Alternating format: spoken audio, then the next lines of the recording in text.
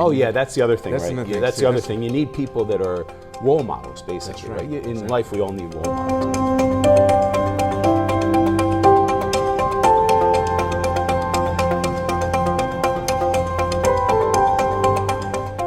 Today, I am pleased to say I have a friend from long, long ago. We're getting to know each other now. We were in the same business, dealing in different parts of it for a while, and I didn't realize he's going to tell us a little bit about that today. So without going any further, I want to introduce Mike. Mike, good morning. Do you like to be called Mike or Michael? Which do you Either prefer? one's fine. That's fine. Yeah. Right? My Michael, mom let's- calls me Michael. My friends call me Mike. Right, It's- because either one's sometimes fine. parents do this. When they're mad at you, they might use the whole version, Yeah. and when they love you, they might call you something else, you know. So. Well, the name Michael apparently was the most popular name in the year that I was born. So my mom always tells me how she'd be in the supermarket and calling for me. In those days, you could run around That's right, without right, of course, parental. of course. Where were you born, though? I was born in New York, and I grew up in South Jersey, near Philadelphia, right outside of Philly. Yeah. So do you have siblings? 2 brothers. We're all 2 years apart. Are you the I'm the oldest? oldest, yeah. Okay. So what are your younger ones? Did they follow in your footsteps? Any of them here in Japan? None of them are in Japan. One of them just went back on Sunday after a visit. First time in 27 years that he's been here. He was here for your birthday? He was not here for my birthday, but he was here for a lot of celebration during the time that he was here. Yeah. So you guys grew up pretty close. 2 years apart. That means you could stay pretty close. We grew up close, a little too close, a lot of fighting in the house. My mom, she's a saint. She had to deal with 3 boys. She always wanted a girl. She kept trying, and one didn't come out. So yeah, it was tough for her because we were so close. My brothers and I are even today really close, but there's always a lot of rivalry and a lot of jabbing. We're from Jersey, so there's a lot of jabbing as you talk there. Dad and mom, were they together the whole time? My dad and mom were together the whole time. My They're dad still passed together away. now? My dad passed away a few years ago. I'm sorry to hear that, Yeah, too. no. And my mom's doing well, 85, and yeah, she's doing well. Smart woman. Well, that's good. She's actually. I'm very proud of my mom. She's a very smart educator. She's on the board of, even at 85, she's on the Board of Education of New Jersey, even today, appointed by the governor. Yeah, And that means she's she's going to amazing. be seeing this. You could look in this camera right here and say, "Hey, mom." Hey, Mom, you're wonderful, Mom. That's good. That's good. So tell me, growing up, what kind of kid were you? Were you more academic or were you more sports-minded? I liked academics, but I found it, I don't want to sound arrogant, but it was kind of easy for me to get through a lot of stuff, but I didn't really apply myself until around 10th grade in high school. I was very good in grammar school, had a little bit of, a gap there during my early years of middle school. And I went to school, but I just wasn't that interested in it. So tell me, growing up, did your mom read to you a lot? Did Dad read to you? I mean, Oh, yeah. why do you think? Oh yeah. My parents valued education highly. My father was a psychologist. My mother, a teacher, actually became a professor. And education was everything in my family. I guess that's why you were it was boring for you because the teachers weren't at the same pace. Yeah, They it just you wasn't. know, It just Yeah. wasn't. And then my parents saw how I wasn't performing well in high school, and they moved But in me. high school, but prior to that, you got I really did good great. grades. Yeah, right? I did great. You did great because they had supplemented anything that they were giving you more than what the teachers were giving you. It seems like. That's true. And I grew up outside of Philadelphia, and yeah, it was a good. I mean, I had a good education, but my parents, when I was in 10th grade, they said, "We're moving you," and they moved me to an Episcopalian school. I'm a Jewish guy. They moved me to an Episcopalian school because it was one of the best schools in the area, and they said, "You're getting out of the local area. We're going to move you out." And there, I really thrived in Was it that co-ed? school. Co-ed. I really thrived in that school. Still, beating to my own drum a little bit, but also I just found the academics there, Shakespeare, and a lot of stuff that they taught there that I really liked. What about the students around you? Did you find some that had surpassed you? Oh yeah, that's the other thing, That's right? another Yeah, thing. that's See, the other that's- thing. You need people that are role models, basically. That's right, In exactly. life, we all need role models. So, Yeah, there were some, and some professors, and some, you know, the hammen kyoshi, they say in Japanese, the teachers that teach you what not to do, right? There were those guys too, where you could actually, by the time you're in 10th grade, you can kind of, you know, decipher who's decent, who's not, right? Some really good teachers there. And then I went on to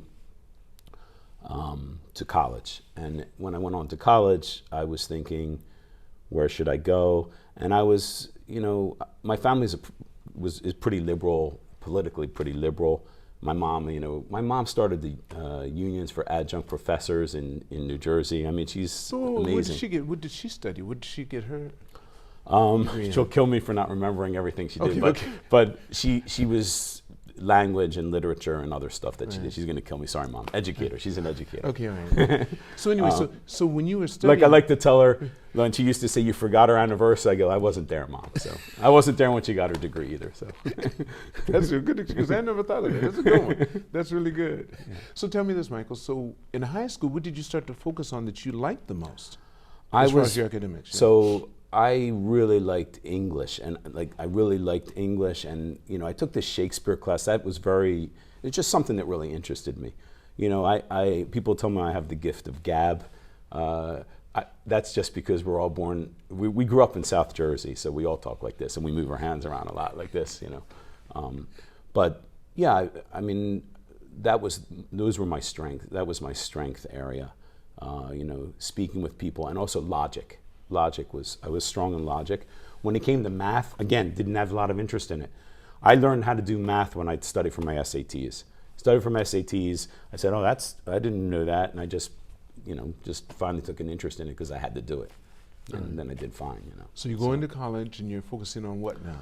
So I went to college. I went to Antioch College. I don't know if you know Antioch. I don't. But so Antioch is a school started by Horace Mann, I think in the 1800s. Is it in Jersey? No, it's in Ohio. So okay.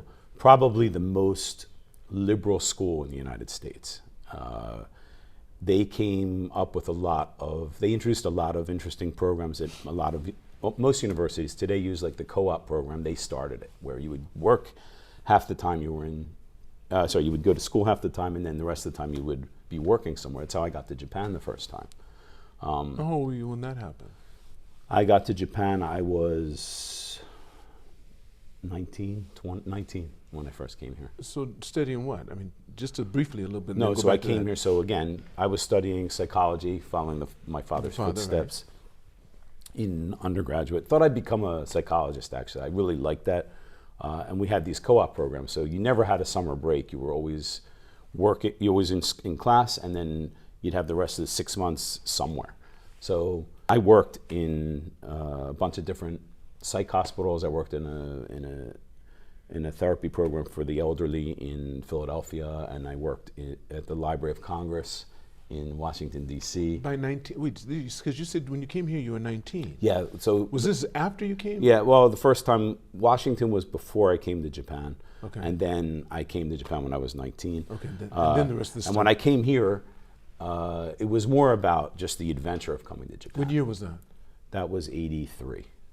Okay. Oh no, 82, 83. Yeah, right. 82, 83. So Japan was, economic bubble.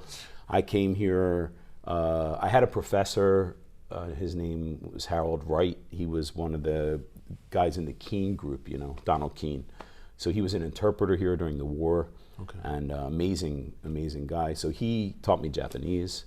Before you came? Before I came. He's the one that built up your interest in Japan. Yeah, he built up my interest. Because you had no interest in it prior to that. I didn't know anything about it. I wanted to go overseas, and Japan, a friend of mine had also been here, and then Harold said, hey, I'll teach you Japanese. And wait, you wanted to go to Japan, or did you? I just wanted to go overseas. Overseas, it didn't matter if it was Europe, no, it didn't matter. At the time, it didn't matter. I thought I'd go to the UK, but I decided to come to Japan because of the influence of these guys. Right. And Harold, who I've spoken about actually on other podcasts, but he was an amazing professor. So at that time, you remember, Lance, they would say, oh, if you're a foreigner, your tongue you won't be able to pronounce the words because your tongue is different.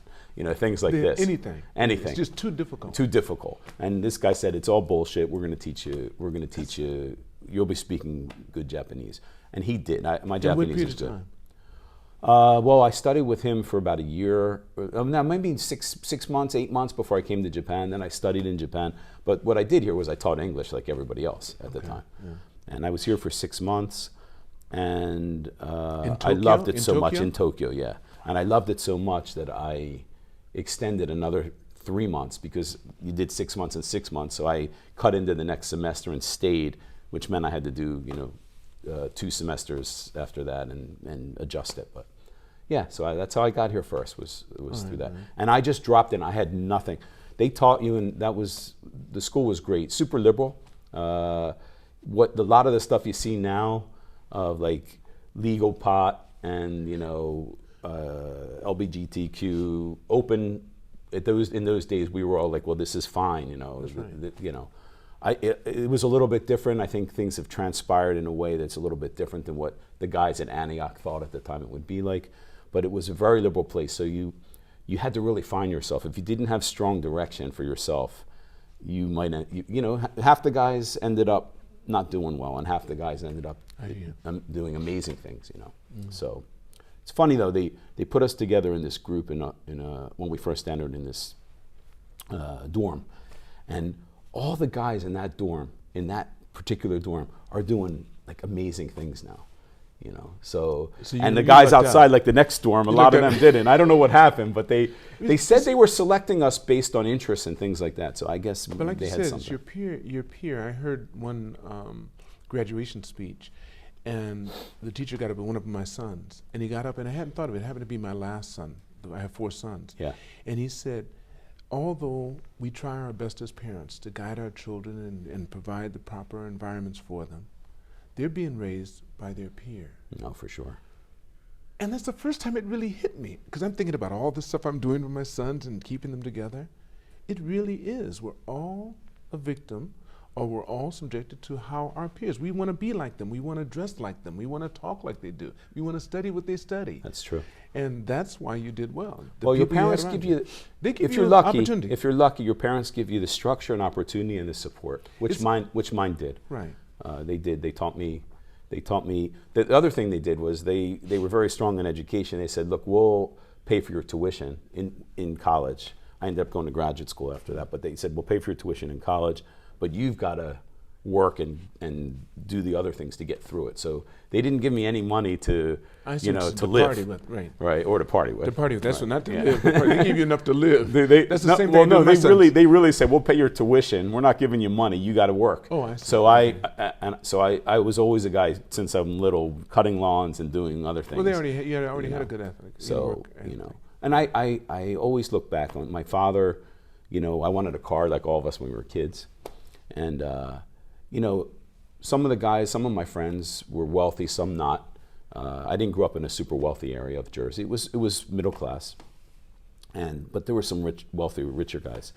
And I remember one of my friends, his parents would just give him cars. By the time he was 20, I think he probably had 3 or 4, and really nice cars. My parents were like, if you want a car, you need to work for it, And I got a what was that car? I bought a car.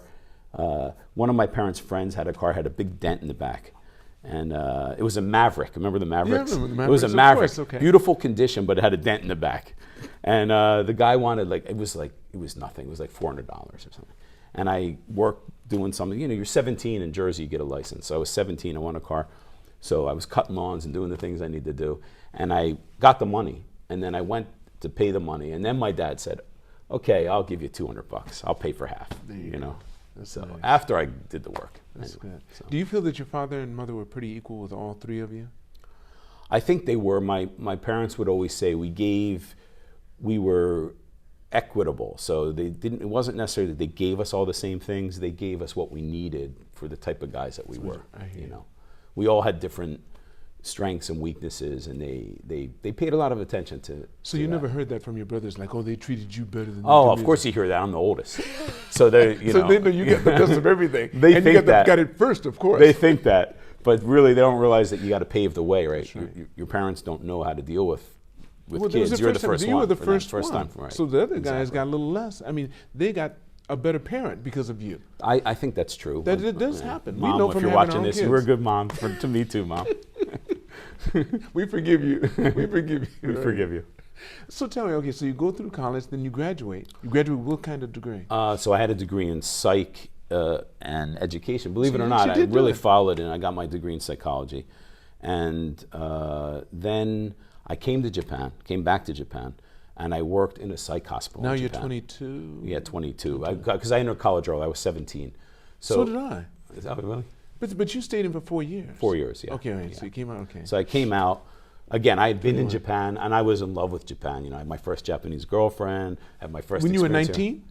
Yeah. The first time you came? Yeah, first time I came. So 6 months. It didn't take you any time. So you Well, so how long did it take you, Lance? I would like to know. Well, I was in the military when I first came. Yeah. So my first girlfriend was off the base. So Yeah. she wasn't Japanese. Oh, I see. And then the next one after that happened to be Chinese and American. Oh, I which see. is part. My first Japanese girlfriend, I think my first Japanese is my wife now. I really think that's, well, if you call her girlfriend. That's But sweet. When you say girlfriend, no, I think Yeah, it okay. really is. Yeah. I think she was the girl. I knew other girls. Yeah. You know, I might have dated other girls, but Yeah. the one that I wanted to have as my wife is my wife. But I never thought I'd marry her Uh, because I didn't want to marry outside my race. I grew up in a time when we were very pro whatever you were, yeah. and particularly being black. Yeah. So I thought I'd marry somebody with my same ethnicity. Yeah. I never, and she said, "Fine, can I be your girlfriend until you find this person?" I said, yeah, we can make that work. She is smart. She knew a good That's thing right. when she But found it. it was interesting. So did And my you, mother- obviously. Yeah. Yeah, 5 years. Well, 8 years, 4 months later, we got married. Wow. Wow. Yeah, Yeah. that's Nice. interesting. Yeah. That's very interesting that your first girlfriend was over here, and that Yeah. was your first Japanese girlfriend. First You had Japanese first girlfriend. Yeah. Yeah. Yeah. Right. So, So then you come back. so at I come back to 22. Japan, and so when I was in the U.S. and when I was studying psychology, I worked I was accepted to a special program with postdoctorates in the Menninger Foundation, which was out in Kansas, very famous psychoanalytic institution. I was more on the behavioral side, you know, but I wanted to learn, so I went there, got accepted to this thing. So I was working on the ward and then studying with the postdocs. These were all guys who were becoming doctors. So I did that for 6 months. And then after I graduated, I came back to Japan. I met a guy during that time who was a Japanese psychiatrist. So my connection with Japan, got to know him, and he gave me an introduction to a psychiatric hospital in Japan. And I came here and I worked there. So I worked there for a couple of years. You mean this is the second time you came back? This is after I came back from graduating from college. I came back to Japan and I worked in a psych hospital. Now, when there. you came back, did you come back with the intention that you're going to stay here for several years or for a couple of years? What was your intention? Listen, I had been through these co-op programs and lived in all these different places. So for me, it was just another adventure. But I love Japan. I didn't plan to live here forever. I didn't know. All these other places outside of America? No, Or inside America? inside of America. Inside yeah. of America. But you know, we were kind of trained to be able to. The guidance counselors at Antioch, there was one guy, Bud was his name. He used to say, we could drop our aim is to be able to drop you in any place in the world, and within 2 weeks you have a job, a place to live, and you know, this kind of thing. So that's kind of how we were trained. It was a good school from that point of view. For me, for some people, some people didn't even make it through. Right, Like as you mentioned, right. So I met this Japanese doctor, psychiatrist, and he introduced me to a psych hospital here, and I was a psych major, and I was going to become a psychologist. So I came here, and I thought, okay, and I started working on the ward here in a place in Mitaka, and they then had a halfway house for people that were coming out of the hospital and were, you know, trying to adjust to getting back into life here. So I worked there as well. That was in Ikejiri. What year is this now? So I graduated in 85, so this is like 85, 86, something like that, yeah. I lived in Mitaka. Oh, did you? Kamirenjaku. My wife. Well, you were with Yokogawa. Were you related to Yokogawa I didn't work with at them the in time? Yokogawa. No, when I moved to Ebisu, I started working with Yokogawa. Oh, I see. Okay, because Yokogawa's there, right? No, they're not in Mitaka. Well, they're in Tachikawa. but They're in Tachikawa at the time. Okay. And then they moved to Hino. Hinoshi, yeah, that's Hinoshi. it. Sorry, that's what I wanted to say. Hino is where they lived. Mitaka, That's where yeah, they ended sorry. up living. But Same- first, they had a same place. area. Their main place was in Tachikawa. Then they had another branch they built in Hino, and Yeah, we were there with Yokogawa Medical when they were still called Yokogawa Medical. Yeah, but before GE, right. GE owned 75% of that. Right, I remember that. Yeah. But nobody knew GE in Japan, Right. so they had to use Yokogawa Medical Yeah. on all their scanners and everything. Yeah. So it was really interesting, all their booklets, everything. Then it started to change. Yeah. Now you can't find Yokogawa Medical. No. It's all GE. Yeah, that's right. That's right. Right. Yeah. So go on. So you worked there. That's interesting. So yeah, I worked- Kichijoji was the movie theater and everything. Yeah, they had all that. So I worked in the hospital, more in EKGD in the halfway house. So that was an incredible experience. So you want to learn about Japanese norms, be in a place where you're trying to help people get back to normal in Japan, right? So talk to me. Give me some things. Well, I mean, just how people perceived people with mental illness. How do they perceive them? Well, in those days, not very well. So in So those meaning- days, so what would happen they'd as a hide a result lot. You know, they'd hide it really. Okay. It was shameful. I think to some degree, still today, it is that way. I don't know. I'm not in that industry anymore, but there was a lot of that. But I'm just talking about normal things like how to sit at the table and how to talk with people and getting a job. And so all these different aspects every day I was learning. I mean, they taught me, I think, more than I taught. More than I taught them. Yeah. I think they taught me more than I taught them. You know, especially in the initial phase where I was just, you know, getting my feet wet. Was this all in Japanese? All in Japanese, 100% in Japanese. Yeah. Were you the only foreigner there? Oh yeah, that's the only foreigner they ever brought in. Yeah. Wow. They treated you with kid gloves, man. You had a good time. Well, it was a good experience. I mean, well, especially if it's a mental hospital, they feel a little empathetic for you too. They know you're dealing with they only probably sense something there. Yeah, but I would assume they're assuming, first of all, you're dealing with their people that have real problems. Yeah. Yeah. And you're coming in with, and don't forget their mindset about Japanese at the time. That's right. The most difficult language in the world. Yeah. Well, it is difficult. I mean, it's not that. The Austrians taught them that.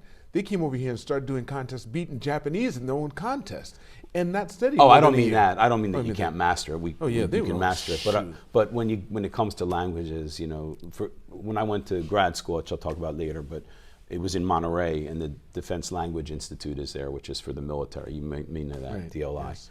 And I knew a lot of guys from there, and they said that the languages were classified in different categories, and Japanese, Chinese, and Russian were like one of the harder ones. There's some other ones there too, but right. So it's not one of the easier languages to learn, but obviously, you can learn it. Well, now, and then again, at that time, you have to think about the kind of information we had available. It was very little. Oh. So the books we were using in those days, the little red book, everyone had that as a dictionary. That's right, the little red dictionary, and then there were books, but they were like copied, you know, mimeographed, you know, right, Xerox copies, right. You know, mimeographed. That's how old they were, of like handwritten stuff. They were like handmade books for learning Japanese, right? There weren't many. That's right. There weren't many. The joke my wife and I talk about every now and then is how I asked her out one night. I said, "Niwatori suki desu ka?" And she looked at me and said, "Yes." And then I took her to Kentucky Fried Chicken, and she said, "This is niwatori. This is tori the dictionary." I said, "How do you say chicken?" Right. So it said niwatori. There was no context other than that. You had to just go. No, and also like a lot of the words in there, like jisho is dictionary, right? But they said jibiki. I remember right? Jibiki, right? So you say jibiki, and everybody laughs at you because they're like, that's like a word from long ago. long time ago. Yeah. So anyway, yeah. So so I worked there. And I really started thinking if that's what I wanted to do. So I After how long? After I was done, it was a 2-year stint. And so after I was done, I thought I'd go to graduate school to be a psychologist, but I really started thinking, what do I want to do? So I went back to the US, and I spent 1 year. Moved in with my high school, not even high school. We grew up across the street from each other. He had a house. He had just bought a house. Really nice log cabin in New Jersey, but this isn't like the countryside, okay? But there was an area that was, in the old days, more of a retreat area for people to go, like have a second house. So very close to Philly too. He bought a house there, Rancocas Woods is what it's called. So he bought a house there, and he said, "Yeah, you can rent a room from me." So we lived together for a while, and I threw everything away that I'd done, and I became a waiter for a year. I waited tables. What was the reason? Well, behind the reason was I just wanted to kind of think, where did I really want to go? What did I really want to do? And so I took that respite, and I spent time with my family, with my friends, and you know, I had a decent education before that. I'd done other work, so I was the waiter of the month quite a few times. Well, that happens, right? Here I am, you know, on the path to, I didn't know, but I felt on a path to greater things. But I just actually learned a hell of a lot about customer service when you do waiting on tables. What did mom and dad have to say about it? Oh, they were fine. They watched me find my way. They were fine with that. They like having me close by too. They thought they were going to lose me to Japan. They did eventually. They didn't lose me, but you know, I didn't. Right. I ended up coming here and staying. So did that, and then finally, I kind of, the way I was taught about analyzing things, and I put all these things and the pros and cons and what I like to do and what I don't like to do, and I put all this stuff together, and I said, well, I love Japan, right? And I do the waiter stuff too. I was looking how the businesses are running. I said, I actually like business. I think I can do this. So I found a university called the Monterey Institute of International Studies out in California.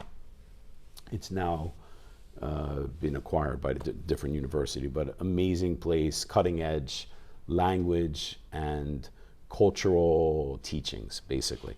So they had different schools in the graduate program. One was international policy studies. These guys are all going to the UN. They had an interpretation, simultaneous interpretation school, also going to the UN or working. Professors like one of the professors who taught me was Nakasone's interpreter. Really high level people. So I only applied to one school for my MBA, and that was it, Monterey. Yeah, no plan B. There was another one, Thunderbird. You may have heard of that. Everyone knows about So Thunderbird and Monterey are kind of like rival schools, and not in a bad way, but they're kind of offering kind of similar stuff. So I just applied. I looked at Thunderbird. I said, I don't want to live there. It's too hot. California's better. So I applied there, got in, and ended up studying, getting my MBA in international management, marketing, and then you study Japanese at the graduate level. So that's where I really did well in Japanese. Yeah. That's nice. Tell me, what is it? You say you loved Japan. You started to love it. Yeah. Name the things you loved about it. Well, in the initial days, it was really the cultural stuff.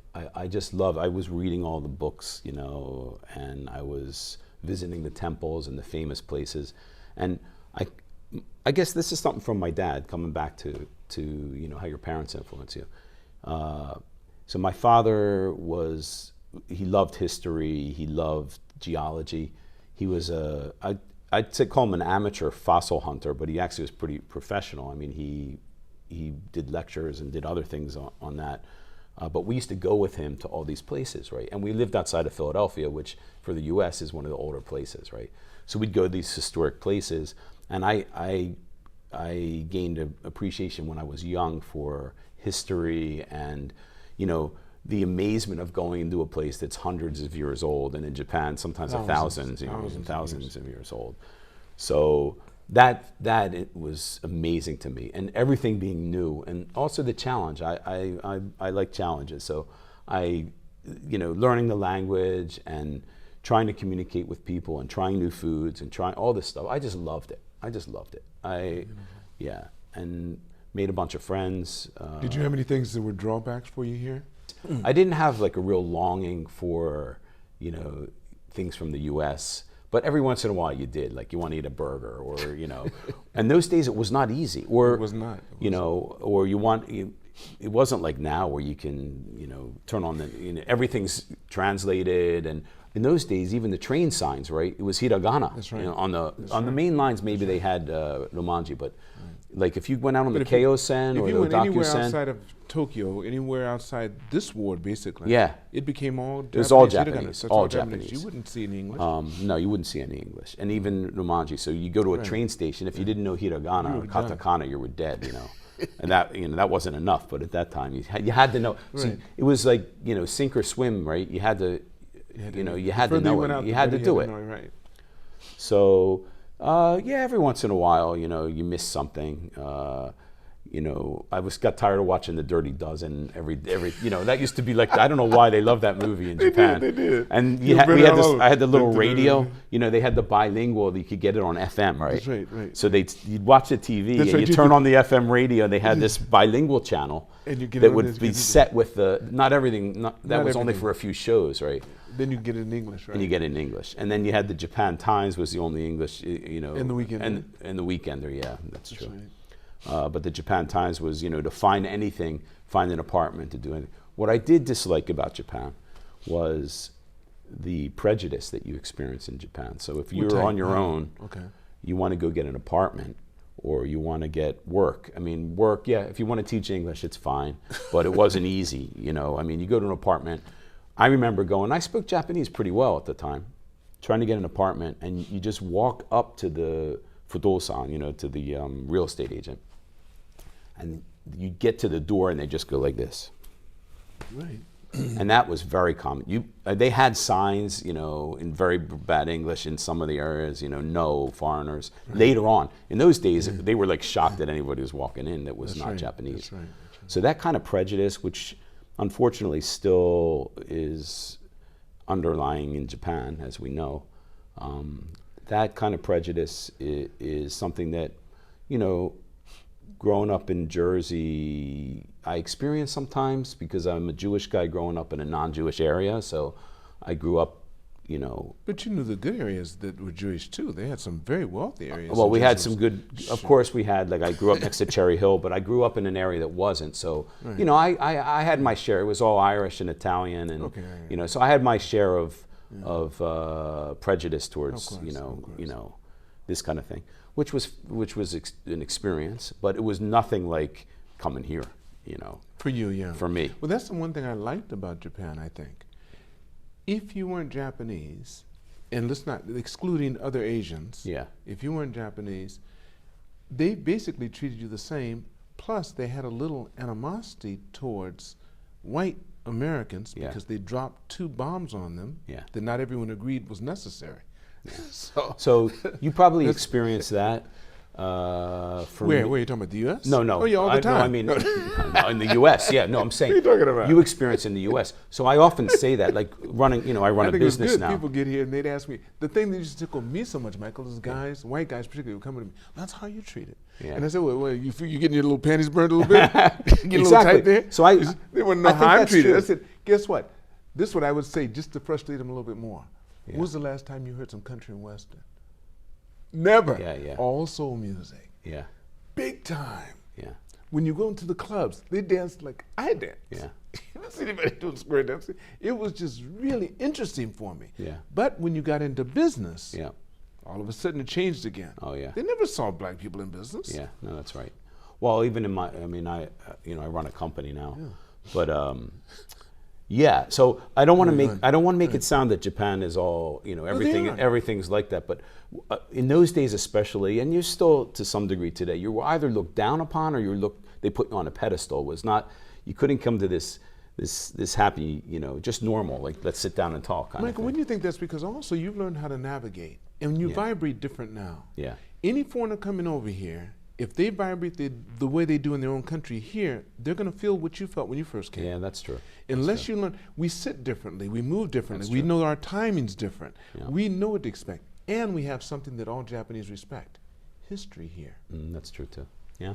I can tell you, my brother was just visiting. He's a great guy, but he's a Jersey guy. He came over, and he's like why are they bowing to me, man? I'm like, well. He's taking offense. Yeah. So they're trying to do something, they take out my pockets. Exactly. Would they take something from he's shocked that you could just leave your stuff on the table, He says, nobody stole this. Hey, nobody wants this phone. Is this a real phone? What's up here with this? No, really. No, so I felt that, I realized, I've been here forever, almost 40 years. This is his first time coming? No, he's been here, but he hasn't been here for almost 30 years. So, oh, wow. So it was a big difference for him. But still, I just realized, how I've lived here so long. You just, you know how to navigate it. We know how to navigate. That would be the word. You have more culture. I tell people this. When I used to interview a lot of people, I'd say, you'll have culture shock. They say, yes, no, let me finish. You'll have culture shock after you've lived here for a year and go back to wherever you came from back in the world and realize what you learned to put up with. Oh, for sure. Because as far as service goes, no one beats this Oh, country. no, that's for sure. You'd have to be blind. You have to like the people. Like some people like jumping in mud and like having things taken from them and love the being shot in the leg. They like they like the excitement. Maybe I'm making it a little bit too extreme examples, but they like being on the edge. They like that air of uncertainty. I don't. So I mean, to speak to that, I think a lot of it has to do right now is well, first of all, I'm, again, talking with my brother, I'm amazed at what has become the norm and accepted now in the U.S. It's not that they want it or they desire it or that they like it, but my niece is telling me how she walks through Philly and there are guys with needles in their arms and some of them are dead possibly, some of them are dead. How her catalytic converter is stolen and the mail slot, it's made out of metal, is taken off of her door, and carjackings and gun shootings and all this stuff, which people live with, and it's not that they want it, it's that they learn how to tolerate it. And when you're here, we have our share of issues for sure. But it's not, close. It's not close. I was looking it up actually when I was with my brother, and I think Japan, incarcerated people, Japan has like 40,000, 50,000. America has 1.8 million. And they mostly look like me. That's also true. So That's also true. And it doesn't. Not as dapper though, I think, but but it wouldn't matter. I remember. That's true. It's a whole different dynamic. And it's interesting. But to be over here, I think there's two types of foreigners, in all fairness. You have those that are surviving and those that are thriving. Yeah. You don't want to come over here and try to survive. No, that's not wrong a place country. That's right. Wrong country to come to survive, because we're telling you how it's to live here as a thriver. If you're thriving here, you couldn't find it, but you can be wearing a mink coat, walk down Tokyo, nobody's going to spray it, say a thing to you about it. No, that's true. You can pull up in a Rolls Royce, park in front of a convenience store. It could be in convertible. Have money in the back. Yeah. Bags full of it. Yeah. Keep it running. Take your coffee inside. Read a magazine from cover to cover. They'll thank you when you come in, thank you when you leave, and it's from Starbucks. Throw it away. Your car will still be running. Money still be there. No, that's true. No, what city in the world, Michael? In the world, with no guards, no survey, could you go to and do that? I think it's true, and I think, but Lance, to be fair, there is an increase in robberies, and there's an increase.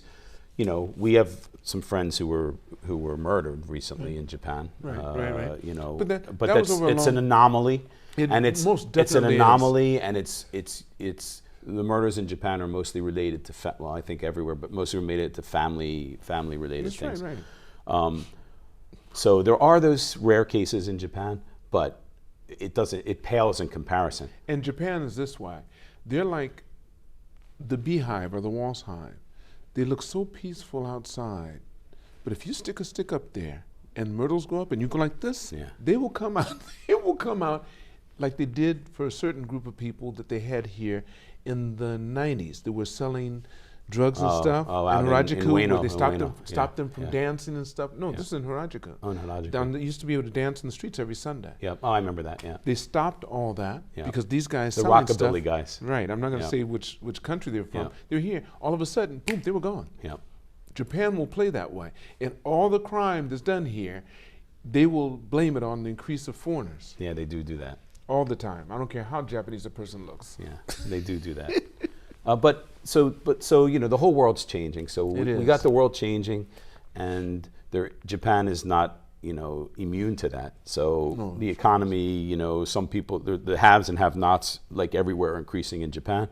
The have-nots are looking to survive. So there are more robberies. I lived in Osaka for 20 years, and Osaka before I was in Tokyo, then I went to Osaka, and then came back to Tokyo. But Osaka in what year was that? 94. I had a house there. Woke up one morning, my wallet was gone in my house, and I searched, and couldn't find my wallet.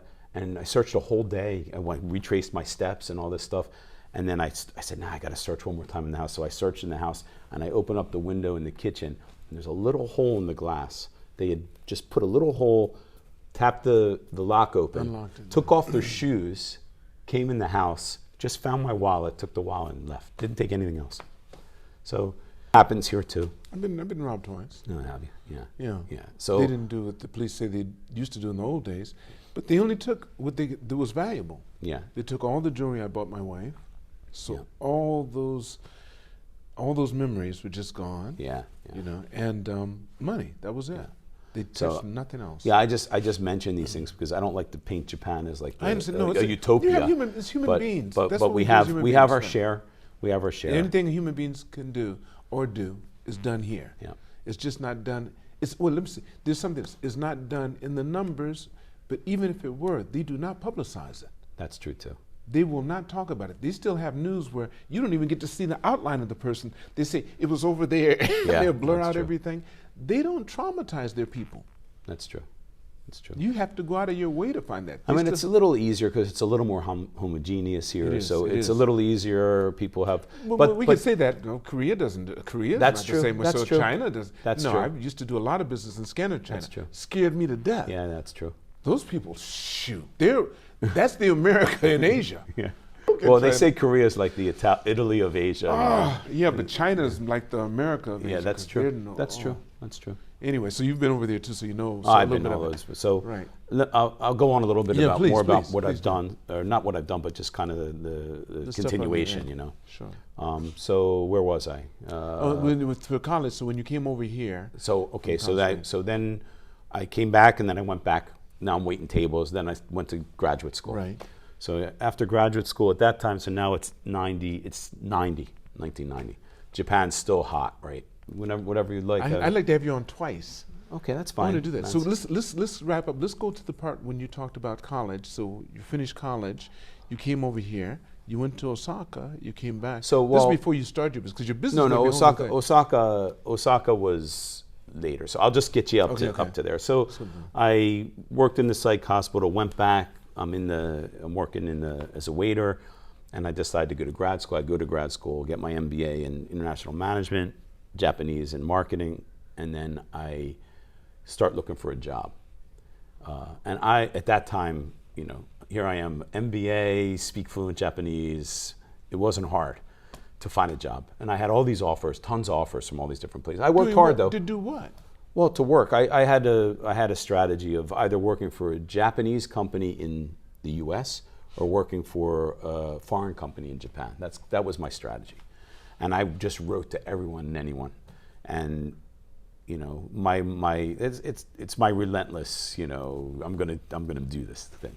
So I wrote to anyone and everyone, and I had offers from like Applied Materials Japan and some consulting companies, and I got an offer from Toyota. So Toyota had never hired foreigners in Japan. This was like really early on. And through someone I know, they got me an interview. I got in for an interview. Oh, this is because of your writing. It had nothing to do with your writing. Nothing to do with that. I contacted them through these guys, and they invited me in, and I sat there in this room. It's like a movie, I swear. I know. You know, you walk into this giant room in the Toyota headquarters, and there's like 5 guys with gray hair standing in front, and there's a chair in front, and you sit down, and they go, "So why do you want to work for Toyota?" It's all in Japanese too. Why do you want to work for Toyota? And what do you know about Toyota and all this stuff? Anyway, I passed. They offered me a job. Doing what? So they offered me a job. They don't tell you what they're going to do because in those days, you know, working for a big company like Toyota, they say you're hired, then later on they tell you what you do. It's the Japanese style. So I got Toyota under my belt. And then I had some other things. I wrote to Ergen Zender. You know Ergen Zender. Yes. So Ergen Zender is a company that would hire you and me now. Okay, the Ergen Zender is a company that deals with like executives, guys with a lot of experience. I was just out of grad school. I didn't know, but I just was writing to headhunters. I was writing to everybody. And by chance, my letter in those days, it's a letter in those days. By chance, my letter arrived on a day that a guy from Schering, which is now Bayer Pharmaceuticals, a guy who was working the applied. He was the head of applied materials here in Japan, and he was looking for an assistant, and he came in. And this guy goes, I got this. We can't do anything with this resume, but you might be interested in this guy. And he handed it to this guy. And that guy happened to be going to California for a conference. I was still in Monterey, and he was going to Southern California. So he called me up. He wrote back to me. It was a letter. I got another letter. Hey, I'm coming to California. Would you be able to meet me? So, LA and Monterey are pretty far away. I said, yeah, of course. So I remember he was in Anaheim, and I remember a friend of mine drove me all the way down to LA, and I sat with this guy. I was in a suit, This guy's at a conference in like a polo shirt, so I walk in, and we really hit it off. And I really liked the guy, and I really wanted to work with him. And he said, Mike, I'm going to hire you. I said, okay, great. So he didn't get back to me for some time. They had some time? Well, I don't know. This whole thing was going on as maybe 4 or 5 months, because I started early. Okay, so it's not 4 or 5 months. Toyota hasn't gotten back to me about what the job's going to be. A couple other companies have gotten back to me, Applied Materials, Japan, and some other places. I picked the date I'm going to make my decision. Well, how did you end up in California? Because you were in Monterey. Monterey is where graduate school. Yeah, graduate school was in California. But you applied with Toyota. I applied. I came over in between. Sorry. Okay. After I graduated, I came back to Japan for a few months to start searching for work. Oh, and that's when you saw Toyota. And before I came, that's when I saw Toyota. And before I came, I was also sending out feelers to all these different people. It was a whole process to find a job. So now I got Toyota. The guys from Schering said they want to hire me, but I haven't heard from them. Right. I've got some other jobs. I had like 6 or 7 offers. So, but you only met one guy from Schering. That's the guy that you went to see. The guy that I saw. Was he the president at He the was time? the head of the division at that time. Right. They later consolidated. And it turns out that's why he didn't get back to me, because they were consolidating, and the job he was going to offer me was disappearing, but he still wanted to hire me. So the day came, I hadn't heard from Toyota about where I'm going to be. I hadn't heard from Schering, which is a company I really wanted to go to. I heard from these other companies, so I made a decision I was going to go to this consulting company. And the day came, I said, okay, this is the day I'm making my decision, whether these guys would give me, because they're waiting 5-6 months to give me the answers, So I call up this consulting company and I say, okay, I'm going to join you. They go, great, Mike. Okay, cool. We'll have you flown to Japan. I was still, I wasn't back in the U.S. for doing all this. We'll fly to Japan. Here's how it's going to be. Okay, great. And that night, Schering called.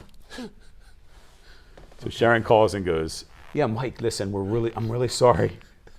So we've had this consolidation and we want to offer you a job. And I'm like, okay, oh shit. Because the same day, really. Same day. Okay. Same day. Toyota still hasn't called, by the way. Okay. I'll tell you that in a second. So I said, okay, thanks. I didn't tell them I just accepted another job a couple hours ago. And I thought about it overnight, and I woke up in the morning and I said, I'm taking that job.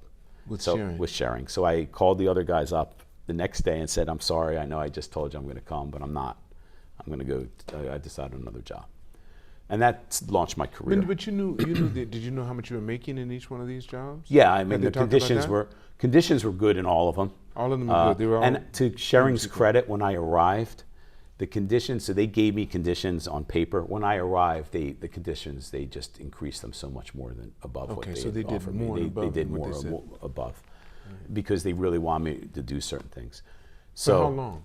2-year contract? Oh no, that I ended up working for them for forever. But how long was the contract though? The first contract, was it a yearly contract? Did they have to be renewed? It may have been. I don't remember that. I think it was like a 2 or 3 year contract initially. I think so, okay. But I became I was eventually on the executive committee. What'd you do? And all that stuff. I started in business development, searching for new projects and new products and new companies. Now they're in the metal. What kind of business are they? So they had consolidated. So now it's pharma. Right, pharma But business. what did they do prior to that? Well, they had a pharma division, but they had other divisions. So you're doing pharmaceuticals. So now I'm into pharmaceuticals. Yeah, I work for At that pharma. time. Yep. So I work for pharma. Having no experience in that field whatsoever. Not in pharma, no. No, of course you but didn't. but I knew how to navigate Japan. So what was your title?